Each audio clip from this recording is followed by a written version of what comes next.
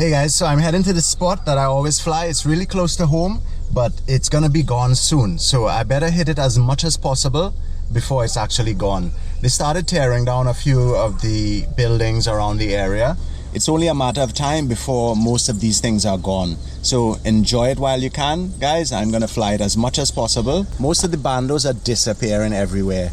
It's valuable property and someone's eventually gonna own it and someone's going to develop it. So wherever you have your bandos, fly it as much as possible. Don't think that it's the same spot, I'm flying the same spot over and over.